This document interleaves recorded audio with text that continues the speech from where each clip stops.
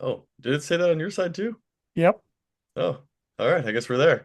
Welcome back to another episode of the Lookout Podcast. My guest is a very special guest, Larry Lufkin. We got cut off on the first one, so this is part two, and which is great because it gives us a little more time to catch up.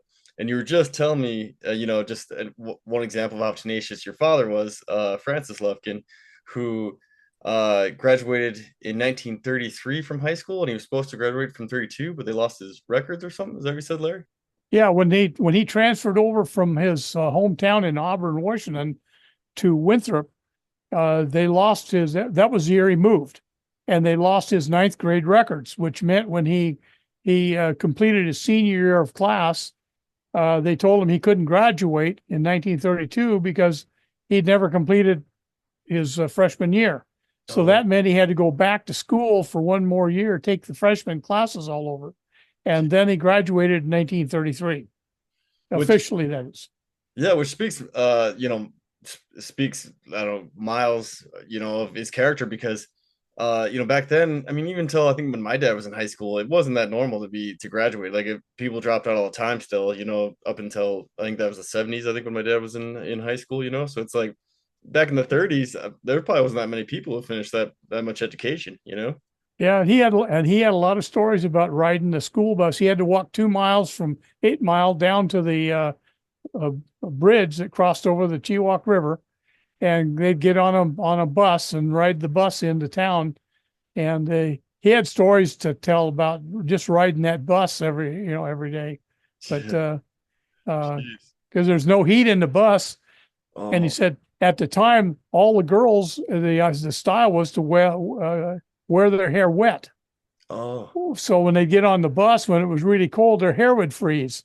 that's what I was And thinking, yeah, so man. stuff like that, yeah, Yeah, everybody was tougher back then. Those gals yeah, going to school with frozen hair and probably yeah, battling pneumonia. exactly, yeah. Man. So So you graduated high school, and then what happened to your dad after that? well, Dad continued to stay at the ranger station for a few short years, staying with my uncle. I do know that he batched in Winthrop with several guys. Uh, One of them was killed on the Arizona in World War II. Oh One of no his way. former, yeah, and Bump Vanderpool was the guy's name. How I remember that name, I don't know, but I don't know his first name. I just know that's what Dad called him, was Bump Vanderpool.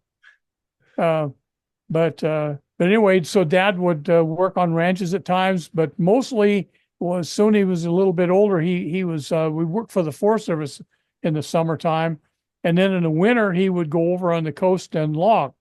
Oh, And because I know he talked about logging up at Forks, Washington, oh, and how they would ride the logging train up every morning and work all day, then ride it back to the base camp at night. And wow. how he like they had they when they would fall a tree, those trees, of course, over in that area were just monsters. And he got paid. He got paid by the 40-foot log, is what he told me. And when they came upon a big cedar tree, he got paid 240s, he said, to drop a cedar that they could use for bedding for the fir trees. The cedars were considered garbage trees at the time, Oh, and so they would fall the fir trees on top of the cedar trees, and then drag them out and haul them down on a train. oh gosh, a little bit of padding Yeah, so it snap that fir tree yeah, that hit. exactly. Now the strange part about that is that decades later, uh, loggers went in and were digging up all those old cedar trees and hauling them out and making lumber out of them Well, that makes because sense, right? Because it's real rot resistant, right? exactly. Yeah. Yeah. So I and you probably know more about this than I do, Larry, but I want to say like right about when I rookied, back in 2013, they were talking about going up to like Ponderay Lake or some of these deep lakes around here, maybe even Flathead. Like it was a few lakes, and they were getting these old logs that were sunk to the bottom that were worth a ton of money. And I'm not sure if they like white bark pine or something, because stuff that you can't log anymore, maybe. But I don't. Did uh, you hear anything about that? I have not heard about that site. It doesn't surprise me a bit because back in the day, those trees were considered, like you said, junk wood. And Oh, so they would, wherever they fell, they just left them. But, when they're down in that water like that, typically a lot of them are rot resistant. So yeah. they could bring them up, knock the rod off of the outside, and make lumber out of them. But Oh, they good. but like those cedar trees and no and those old fir trees, they were highly valued later on because they had such straight grain in them. Oh, They were all knot free and straight grain, yeah. and so that's why they became really really valuable. Oh, Um, gotcha. yeah, Yeah. down in Oregon, there were trees down there that they were cutting and sinking in the bay so that the bugs couldn't get to them. And then when they wanted them, they'd raise them up and take them into the mill. Oh, wow. So like, yeah, So preserving them. Yeah, maybe they're doing something like that around here because they used to use the rivers, right? Float everything down, at least around here, float everything down to the mill. And yes, maybe when the mill shut down, or what, I don't know, maybe someone just sunk on the way, or maybe they were just preserving them. Like, I right, wish I knew more about it, but it is a cool yeah. story. But then in the latter part of the 30s, I do know that Dad worked more for the Forest Service because he had a lot of stories telling about he'd take mule trains back up in there with poles to build phone lines and building trails and all that kind of stuff. He actually I worked on a couple of lookouts a couple of times that I do know of. I don't think he was there all summer, but he was up there. Oh, And matter of fact, we were driving up the Chewok one time, and we came to this creek called Junior Creek, and which is up by Leroy Creek if anybody ever goes up that way. But anyway, he told me, he says, I'm the one who named that Junior Creek. oh, And I said, you were? I said, how'd that happen? He said, well, a whole bunch of them had been up on a horseback ride up building trails or doing something up in the woods. And as they came out, one of the guys mentioned, he says, that creek there has no name. And Dad says, well, he says, we're going to name it after Junior. There was one of the guys on the crew, the lead guy was, I forget the guy's name, but his nickname was Junior. And Dad says, well, we'll just name it Junior Creek. And that's how it got its name. oh, geez. The creek is actually dry most of the year. It was a very small one. Oh, So, gotcha. Man. so there's little things like that. But, and then, and then in 39, that's when, one of the jobs he'd had was climbing trees and stuff. So when the 39 experiment came along, that's one of the reasons that he got selected is he could climb trees. Oh, And so that was really why he was brought in, and he would go up to Parachute Meadows, which is up above Winthrop there, up to Chewok, going over towards actually to the Okanagan side. oh, If you take that road up Boulder Creek, you actually can take it clear up over the top of the mountain and come down into Nasket. really? Yeah. Mhm. Oh, I never Yeah. knew. Yeah. I've never been over there, but I do know that's where the road goes. But anyway, I actually have a picture of him climbing where he's climbed up a tree. You can see the jumper above him, and it was a dead tree, and he'd guide the tree off, and he told me he'd climb up there, and he'd get them on their back or on his back, and he'd raise them up, and then they'd let them down to the ground. And that was before they had letdowns set up. Oh, so he just get up there, get some pressure off his riser, so the guy could release him and have your dad as safety, and then he would rappel off your dad, then kind of, or how? I'm sure they must have used another rope, till the guy would probably just shinny down the rope. It wasn't like they were 200 feet in the air; they were only maybe 30 or 40 feet in the air. Oh, The gotcha. trees up there just aren't that big. Oh, They're high enough that you can't just jump out of your jump gear and hit the ground. And but so, anyway, now let me give you a little side story I just got yesterday from Bill really? Moody. Yeah, from Bill Moody. Yes. Bill Moody forwarded an email to me from a lady who works for White Boot Company in Spokane. You know who I'm talking about, right? I think. White Boot Company was for years and years the favorite of smoke jumpers for boots, for jumping boots. Oh, yeah. And the lady mentioned in her email that the very first pair of smoke jumper white boots was owned by my dad.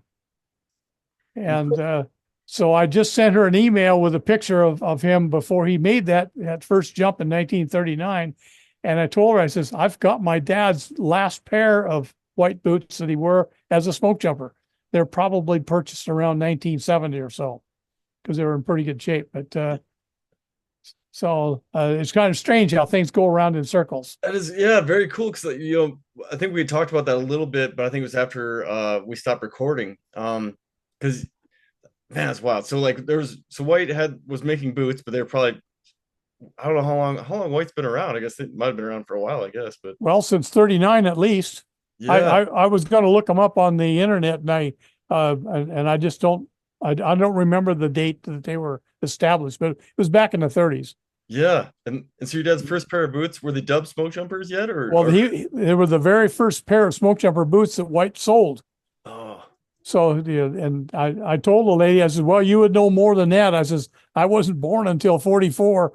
I says, I don't mean you're old. I said, you just have the records. So, yeah, yeah, yeah, totally. Oh, very cool. yeah. And it just so happened she was talking to Bill Moody about it, huh? Yeah, I don't know what their conversation was all about, but when he responded to her, he copied me on the email. So that's how I knew who he was dealing with over at White Boot Company. Oh, gotcha. Was she Yeah. interested in your dad's boots? Did she like want to check them out or anything? Oh, I told her, I says, well, I'm supposed to have a phone conference with him here later on.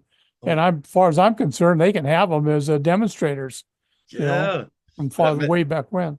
yeah, and talk about like proof of toughness too, right? Like to Yeah. see an old pair of boots like that. Yeah. Well, back in my day, I got my very first pair of whites in 1963, just before I went to Cave Junction to rookie. Oh yeah. And a matter of fact, I don't know if you ever knew John Gordon and Ash Court. They were my classmates at Winthrop High School, and they both jumped at NCSB. Oh really? Yeah, from my dad. Oh, And so anyway, we had all gone. Chase's was a merchandise store in Twist, and we'd go down to Chase's, and they would draw a picture of your foot on a piece of paper and send that off to White's, and White's would make a boot to fit your foot. oh wow. And I remember my very first pair of boots was around $40. You Oh, know, no way. They put yeah. another zero on it now, right? Yeah, I think it's Yes, I'm sure. Yeah. so did it fit like a glove then? Like when you got it back? Yeah, they fit perfectly. And of course, the thing about them is, after 2 or 3 years of jumping, I could send them back and have them rebuilt. Yeah. And I had those rebuilt a couple of times, and I had them up until a few years ago, but they were all wore out, and then I'd stuck them in a shed, and when I went out to look at them, they were just covered in mold and about ready to fall apart. So I threw them away, but I still have my dad's last pair. Man, that's incredible. Makes me want to go get a pair of white smoke jumpers because I've never owned a pair of smoke jumpers because I don't Yeah. really know the history behind it. And when I was jumping, I think I was telling you the logger boot or the hiking boot, fire boot was starting to be more popular. Like the brands like Mhm. Loa and La Sportiva and Scarpa and those guys were coming out Right. with those. Well, my recollection is that they came to the conclusion that having the high heel was great for walking and up and down hills, but it wasn't the best for your ankles, Yeah. carrying heavy loads and stuff. And I know personally, I sprained my ankle a number of times on packouts, and I'd have to take my boot off and wind my ankle up tight in a bandage, and then put my boot back on and tighten it up as tight as I could get, and then limp on out. Jeez. Yeah, just like a splint pretty much, huh? Exactly, yeah. And but just normal around working and stuff like that, and all walking on the fire line, they were great because you Yeah. could dig that big heel into the ground, and you wouldn't slide. Yeah, so nice, like you said, the side hills, and that's one thing I really miss. But growing up, I grew up in Whitehall, and my brother was rodeoing, and we had horses. I mean, my folks still have horses, so I was wearing a lot of cowboy boots, and I could feel kind of my hips like starting to get a little bit pushed forward, and then like my lower back was starting to Yeah, get strained. So that's why I shied away from the big heel. But like you said, though, you can't beat it for the hillside, or up in the mountains. right. Yeah, and yeah, and I remember Jim Allen telling me that he when he was working for Dad in the late '40s, early '50s up in Winthrop before he moved to Cave Junction. He told me that my dad was like a coyote up in the mountains. He said he could go up and down mountains just like a coyote. He said nobody could keep up with him. Yeah, I Yeah.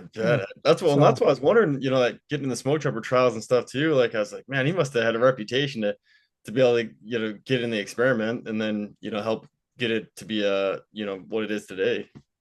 A big yeah, pro. he was just one of those guys that had a look about him that everybody respected. And to the day he died, he was that way. And matter of fact, I was reading on Facebook, uh, Gene Jessup, who was a former jumper at Winthrop, and was talking about the old man had a look, and all he had to do is look at you, and you knew whether you were in trouble or not. Yeah. And and Gene has a book out about all those experiences. Oh, you'll have to check it out. And I Yeah. don't think we recorded this one last time either, but you were telling me that he never fired anybody, but I can't remember exactly what you were saying. Well, what I don't know if he did or he didn't. Yeah. What Jim Allen told me one day we were chit chatting. I can't remember over coffee or something, and long after we'd both quit jumping. But anyway, and he leaned over. He says, "Yeah," he says, "the one fault your old man had," he says, "he would never fire anybody," and uh, that was one thing that always bugged Jim because there was a couple of guys that he would uh, uh, he would have liked to have gotten rid of. Yeah. I do know of one guy, and I'm not going to name names. I do know of one guy that my dad finally had had enough of, and he worked out a deal with the forest supervisor and the forest supervisor and the regional office to give the guy an early retirement. Oh, And the guy left and went into private business. But that was the only time, and it wasn't like Dad didn't like the guy. He was a good friend. He just was a lousy spotter and a lousy boss. I was gonna say, I think we've all worked with those, like in any industry, but especially in the Forest Service. If you've been in this game long enough, and you've probably seen this, Larry. Yeah. Like I would describe it as like operationally, and I've had it the opposite, right? Where like Uh-huh. operationally, I've had a guy who's like, or gal who's really sound, but then like didn't really want to hang out with him afterwards, or but it's worse when it's vice versa, where it's like it's your buddy outside of work, but during work you're like, man, just a dud when it comes to work, but Right. outside, like, heart of gold and great human, but you're just like, man, when it comes to Yeah. like really, putting out the effort, it sometimes just isn't there. That's exactly right. And there's a couple of guys to this day that they kind of grate on me. I mean, I'll talk to them and I'm nice, cordial, and that sort of thing, but I don't want to be friends with them because they frankly they did me wrong back then, and I don't forget stuff like that. Yeah, yeah. Well, and that's one thing my dad told me when I was really young, and he put it in different words, but it's like you are who you hang out with. So like, be wise who you choose your friends to be. He Hmm. likes to be nice to everybody, but like for your core group, you don't want a bunch of people who are just like how he said slackers, or people who aren't really getting after life. And that was very true. I had a lot of friends that kind of fell off along my life path because they settled or just weren't really motivated, and I like being around more motivated folks, and that's why smoke jumping I think was attractive to me and a lot of folks is like you're going with what is should be the elite of the elite of the elite wildland firefighters. Exactly. You know, if you hang out with the tramps, you're going to be a tramp sooner or later. Yeah. You just absorb that attitude, and I can tell you, I to this day I have friendships with my high school buddies, and uh, uh, and we all did great in later life. I mean, we're different avenues of the same thing, but we all went ahead, and a couple of them, uh, John, for example, uh, he was like he didn't even know what an indoor toilet was until he went to school Oh, wow. at Winthrop. Yeah, he told me that one time. And if a guy ever had an opportunity to go bad, he was it. And the guy ended up, with a master's degree. I think it was a master's or maybe a doctorate. Became the school superintendent at Wenatchee and a couple of other places. I mean, the guy made something out of himself. Yeah, it's just, So and you can see it too. Like there's, everyone thinks it's kind of a secret, but it's just like that tenacity that you were talking about your dad having, and I think we all kind of have a bit of it. I think anyone who's in the wildland firefighting world, but especially smoke jumpers, like right. because I mean, no one's giving you the opportunity to jump, right? You have to earn even to get into rookie training, and they have to earn to make it through rookie training. And they're looking. someone always says like they're looking to help you, they want to see you make it. But I think in the beginning, it feels like everyone's looking to wash you because like they want to, they want something they can build, right? Like I was told that too. Like in your first week, what's really, really hard because they don't, if you got any kind of quit in you, they want to know it early before they put too much time into you. And that made sense to me. It does. Absolutely, it does. I will say this. I will that the selection process now is 100% different than it was when I was hired back in '63. For example, in Cave Junction, when you applied to be a jumper at Siskiyou Smokejumper Base for Jim Allen, you had to fill out the normal form, but you had to attach a picture to it. And Jim loved to hire athletes. Oh, And so we had guys like Charlie Mosley, who was hired in '62. In '63, he was training for the decathlon in the Olympics. That's oh, how good the guy was. yeah. As his little brother, Billy, jumped in my class, and Billy was a tight end for Paul Bear Bryant at Alabama. Oh, whoa. And the next year, one of their friends, Johnny Kirkley, came in, and he was like the fourth fastest 100-yard dash man in the SEC for Alabama. So Holy, so those are the kinds of guys that Jim loved to hire. Now he didn't; they weren't all that way. Some of them were like me, or just guys that were legacy, I guess is a way to put it. yeah. And but even us, he didn't put up with crap. He insisted that we were going to do it right or not do it at all. Yeah, absolutely. Yeah, because and for folks who don't really understand it, it also is a safety issue, right? Like if you're not doing it right, then you're a danger to yourself or somebody else. So there's no free pass when it comes to smoke jumping because otherwise you end up dead or Right. somebody else does. Well, let's face it. If they drop you out in the middle of nowhere and you have to, number one, hit the ground safely and then fight the fire safely and put it out, and then pack up all your gear and walk all the way out. Yeah. It's not an easy job to do. No, yeah, because I mean, like average, the 110-pound pack test is there for a reason because the average, pack out you're doing is 100 pounds or plus. Yeah. I And know then, yeah, oh, our final test in Cave Junction was a tree jump down in a little town called Kirby.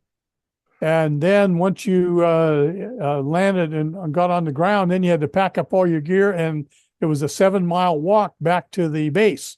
oh, And that was wow. that was our final test. You can't make that, you're done. Oh, wow. Yeah, That's gonna be rough because for folks who don't know, it's like you're getting this cumulative fatigue, and like little injuries throughout rookie training typically. I mean, nothing usually too severe, but you're getting beat up, because your muscles are getting broke down because you're doing really right. difficult things every day nonstop. So Yeah, at the end to have that kind of push, that takes a lot. yeah. The year I rookied, our one of our trainers was a guy named Jerry Schmidt, and Jerry was a miler at Colorado State, and he ran a 409 mile in Denver. That tells you anything. Yeah, high And elevation and fast. exactly. Well, he'd take us out, and I mean to tell you, we'd come back with our tongues hanging out to the ground. We were so tired, and he was just prancing around just like nothing was bothering him. Yeah, just And light as a feather, those long it, distance guys. yep, yep. Like, So yeah, yeah, because I'm probably like you, Larry, where it's like, I'm kind of hammering as I run. My feet are hitting pretty hard. And guys like that though, I mean, they could weigh about the same as me, but they're just so used to running. It's like really light. Just like kind of quick. Like right. not really quick, but just like less pressure. It seems like per step compared to Yeah, me. yeah. Did you? I know. Oh, go Go ahead. ahead. No, No, go go ahead. ahead. I was gonna Well, go on you. I was going to say when I was in airborne training in '68 back at Fort Benning, one of the things we had to do is we had to run this course. It was like the first week it was a mile, and the second week was 2 miles, and third week it was like 3 miles, something like that. Yeah. Well, on the second week, some Yahoo, when you fell out, they would come up and take your number because you had a number on your helmet. They would take your number and report you, and then you could get kicked out of the training. Oh no. Well, no, you didn't want to get kicked out because they made you wear a yellow helmet around and pick up cigarette butts for 2 or 3 days. But Yeah. anyway, uh, somebody gave them my number, and so they called me in, and I got a big argument with the sergeant, and he says, "You dropped out," and I said, "No, I didn't." We went back and forth, and I finally said, "Look, let's go out right now. I'll run the course with you, and you'll find out because I've never dropped out of a run in my life. Yeah. And this officer was standing, he says, "Get the hell out of here." They knew they had somebody else's number. Yeah. Oh man, but that's that tenacity you're talking about earlier that it takes Yeah, to get through that 101st Airborne and smoke yeah, jumping, and it's kind of hard to describe it. Mine wasn't quite as a big deal as yours, being in the 101st, but like when I was interviewing for rookie training, they tell you the numbers, right? And they're like in Missoula, they were telling me what folks before me who were interviewing had been putting up, and I uh-huh, don't know because I didn't have the hotshot experience or something. They were like, we got guys doing, 20 pull-ups. They're doing, 100 push-ups. They're running a mile and a half in 9 minutes right now. It's not even, we're not even close to rookie training. And I was in cowboy boots and a pearl snap, and I was like, I'll do all that right now. And I was serious. I was gonna go run a mile and a half in my cowboy boots in 9 minutes because I was that determined. right. I couldn't do it now. I couldn't do it now in running shoes, I don't think. But then I was in great shape and I was willing to prove it. But Well, I played a couple of games of racquetball this morning, and I can hardly walk now, but my knees are talking to me. So, yeah, uh, yeah, that's we all have that in common, I think. And few of my friends, they came into rookie training with bad knees from hot shotting and carrying all that, the saw and all the saw gear. So they were already up yep, against it. yep. So I was gonna ask you, did you ever get a chance to jump your dad's red suit, or probably not since you didn't go to NCSB, right? No, the only time I was aware that suit got jumped after the initial experiments was when Bill Moody wore that suit when the NSA filmed the trimotor jumps down in McMinnville, Oregon, Oh, I and was wondering. I'm positive that Bill wore that suit at Yeah, that yeah. time. He sent me the photos and I with the tri motor and everything. And we didn't go into it in when I interviewed him on the podcast. So that makes sense. Very Yeah, cool though. What a cool tradition. The red suit and then a tri motor. Oh, yeah, doesn't get much better than that. yeah. I was actually trying to get just a ride in the tri-motor, but they I don't know, they ran out of money or time or something because there were two or three of us that just wanted to go for a ride, and they Yeah. said, "Sorry, we just can't do it, anymore." So, Dang. uh, yeah. That's definitely on my to-do list. I don't think it'll ever happen because I've never even seen one, but I would love to, bucket list is a tri motor. Hmm. Yeah, there aren't very many of those around anymore, frankly. That's what I heard. And then there's that, I don't know if you ever heard, but there's that one that crashed in the Bob Marshall Wilderness that was used for smoke jumping. I think it was Johnson Flying Companies. Yeah, back And in the 50s or early 60s, I think. I can't remember exactly when. oh, gotcha. Yes, yeah. I don't really know. I just knew it was back there, but that makes sense. And remember, they couldn't get it out, so they just kind of left it. And it sounds like they took a few pieces out, and now I think there's just like a tiny bit of it left, and they're trying to get it back to the flying museum where your dad's jumpsuit is, Hmm. which would be kind of cool. Yeah, I do remember that incident. I just can't remember exactly when it was, but it's a long time. Yeah, there Yeah, was a yeah. DC-3 went in too, and Oh, got down in a canyon. I can't remember exactly where it went in, but two pilots were killed, oh, and the cargo dropper in the back and his dog both survived, and they walked out. oh, That's how they knew where the wreck was. dang. So Yeah, yeah, I remember after I heard about the Ford Tri-Motor, I heard the rumor there was a DC-3, a jump one they were using for jumping in a lake somewhere, and that's as far as I got with it. I never heard exactly what happened, and that was when I was jumping on Missoula. I heard that rumor. mhm. Yeah. I don't know where either one of those planes are. I just know that it happened over in that Idaho, Montana area. Oh, And Moose Creek sounds like the name of the creek or the base, but I just don't know. Don't quote me on that one. yeah, I wonder. Yeah, it probably was Moose Creek because I think there's a photo of that DC-3 flying, looking normal shape at Missoula Jump Base in the ready Uh, room area, and I think it does say something about crashing near Moose Creek, and yeah. because I know they're going in and out of there quite a bit. Well, the Forest Service used to have a lot of those backcountry runways, like in out of Winthrop. There was a runway there up in the Pasayten called it was Pasayten Airport, Oh, and they maintained that airport for decades. And finally, when it became a wilderness area in a national park, I don't think it's been maintained since then. Yeah, gotcha. This is the first time I'm hearing about it, Larry. That sounds awesome. I love Yeah. because that's like the, as you know, out at NCSB, that's where you want to jump. Like everyone's trying to get that Poseidon jump. All right. And I think I only made one jump up in that country. I jumped all around it, but never only the one in it. Yeah, I'm same. Like I jumped all around it, but I never got in it. I jumped somewhere north of Omak country, and it was like around the border of Canada because I was getting weird service with my phone, and that was with Darren Belsby, so it was kind of cool. And it was my Uh-huh. last jump at NCSB, so a two-manner with Darren, so it was a great way to end it. Yeah, in the summer of '70, I jumped in the Passaic. They had a monster fire going there, and then they got a spot fire. And that spot fire, they dropped like 32 of us on it Oh, to fight that fire, and it was right on the Canadian border, literally straddled the Canadian border. oh, I've really? I've often wished that I'd had a camera along and taken my picture next to Monument 86 because there it was right in the middle of our camp. Really? Yeah, yeah, it's a place called Peavy Creek. Why I remember that, I do not know. Like I said, Larry, you got a heck of a memory, man. That's Yeah, awesome. yeah. Yeah. Well, cool experiences, and I